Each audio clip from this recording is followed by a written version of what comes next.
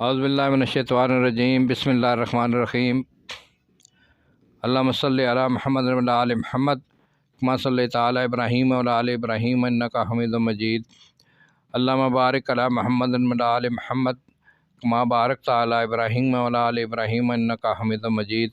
معزز سامعین کرام، السلام علیکم ورحمۃ اللہ وبرکاتہ۔ عبد الرحمن عوان سلسلہ سیرت النبی کے ساتھ آپ کی خدمت میں حاضر ہیں۔ اس سے پچھلی آڈیو میں نے نبی پاک صلی اللہ علیہ وسلم نے جو خط لکھے تھے کیسر روم اور ایران کے شہنشاہ خسرو پرویز کو، ان کا احوال بیان کیا تھا، اور اسی طرح جو بادشاہ نجاشی حبشہ کے بادشاہ کو جو لکھا تھا ان کے بیان کیا تھا۔ آج اسی سلسلے میں آگے جو آتا ہے بیان ہوگا انشاءاللہ۔ نجاشی بادشاہ حبش کو آپ صلی اللہ علیہ وسلم نے دعوت اسلام کا جو خط بھیجا تھا، اس کے جواب میں اس نے عریضہ بھیجا کہ میں گواہی دیتا ہوں کہ آپ خدا کے سچے پیغمبر ہیں۔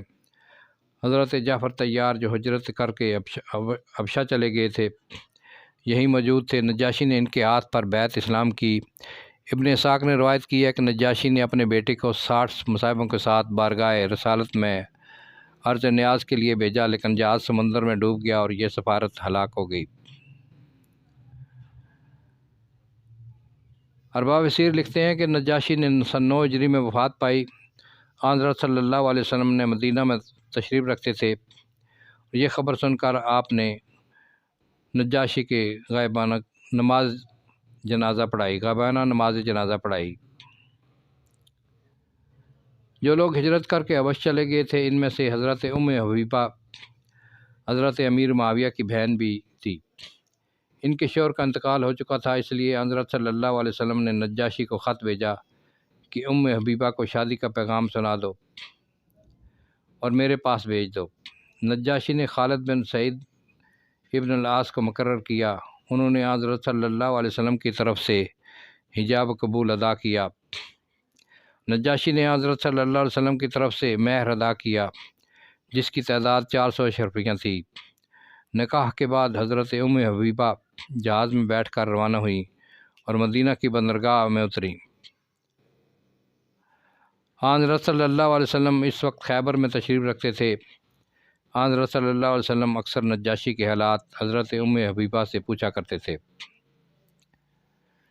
عزیز مصر اور نامہ اسلام، یعنی عزیز مصر کو جو خط لکھا گیا تھا اس کا احوال بیان کرتا ہوں۔ عزیز مصر مکوکس کو آپ صلی اللہ علیہ وسلم نے جو خط لکھا تھا، اس کے جواب میں اس نے عربی زبان میں یہ خط لکھا۔ ترجمہ: محمد بن عبداللہ کے نام مکوکس رئیس قبط کی طرف سے سلام علیک کے بعد میں نے آپ کا خط پڑھا اور اس کا مضمون اور مطلب سمجھا۔ مجھ کو اس قدر معلوم تھا کہ ایک پیغمبر آنے والے ہیں، لیکن میں یہ سمجھتا تھا کہ وہ شام میں ظہور کریں گے۔ میں نے آپ کی کاست کی عزت کی اور 2 لڑکیاں بھیجتا ہوں جن کی قبطیوں میں مصر کی قوم میں بہت عزت کی جاتی ہے، اور میں آپ کے لیے کپڑا اور سواری کا ایک خچر بھیجتا ہوں۔ سیدہ ماریہ قبطیہ۔ عزیز مصر اسلام نہیں لایا۔ 2 لڑکیاں جو بھیجی تھیں، ان میں سے ایک ماریہ قبطیہ تھیں جو حرم نبوی میں داخل ہوئیں، دوسری سیرین تھیں جو حضرت حسان رضی اللہ تعالیٰ عنہ کی ملک میں آئیں۔ خچر کا نام دلدل تھا، جس کا ذکر اکثر حدیث کی کتابوں میں آتا ہے۔ جنگ حنین میں آپ اسی پر سوار تھے۔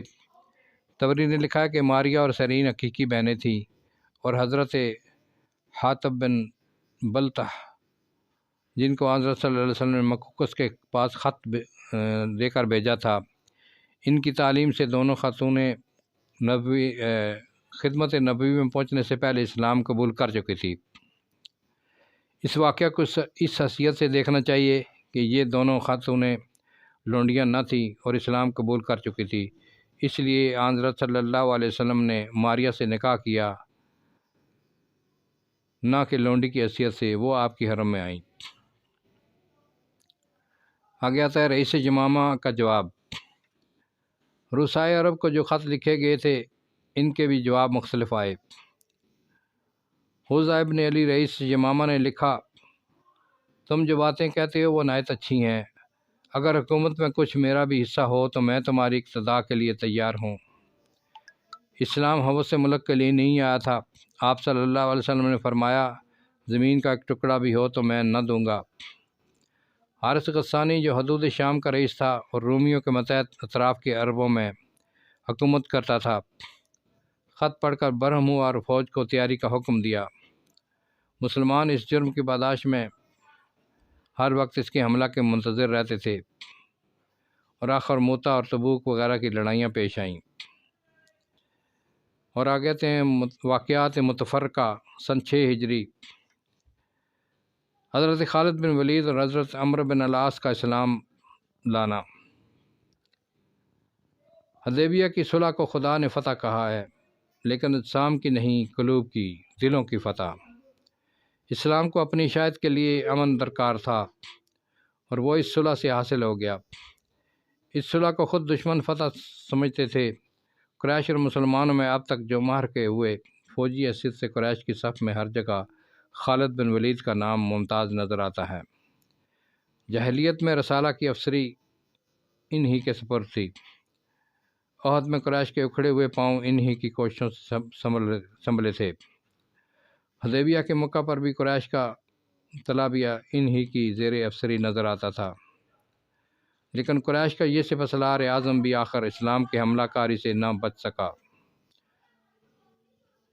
اور خالد بن ولید دارہ اسلام میں داخل ہوئے۔ صلح حدیبیہ کے بعد حضرت خالد رضی اللہ تعالی عنہ نے مکہ سے نکل کر مدینہ کا رخ کیا۔ راستہ میں حضرت عمرو بن العاص ملے۔ پوچھا کدھر کا قصد ہے؟ بولے اسلام لانے جاتا ہوں۔ آخر کب تک؟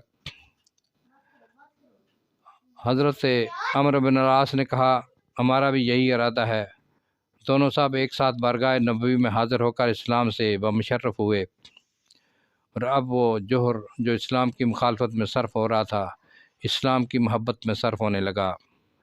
فتح مکہ میں حضرت خالد بن ولید جب ایک مسلمان دستہ کے افسر بن کر حضرت صلی اللہ علیہ وسلم کے سامنے سے گزرے تو آپ صلی اللہ علیہ وسلم نے پوچھا کون ہے؟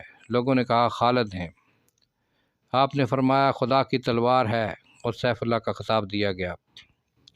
غزوہ موتا میں جب حضرت جعفر رضی اللہ تعالیٰ عنہ، زید بن حارثہ اور عبداللہ بن رواحہ کے بعد حضرت خالد نے اپنے ہاتھ میں علم لیا تو مسلمان خطرے سے باہر تھے۔ عہد خلافت میں ایک خالد نے شام کا ملک کیسر سے چھین لیا اور دوسرا عمرو بن العاص مصر کا فاتح ہوا۔ آج کی ویڈیو میں یہیں پر ختم کرتا ہوں۔ اس کے بعد سن 7 ہجری شروع ہوتا ہے اور خیبر کا واقعہ ہوتا ہے۔ فتح خیبر، قلعہ خیبر نبی پاک صلی اللہ علیہ وسلم نے فتح، اس کا بیان ہوگا انشاءاللہ۔ السلام علیکم ورحمۃ اللہ وبرکاتہ۔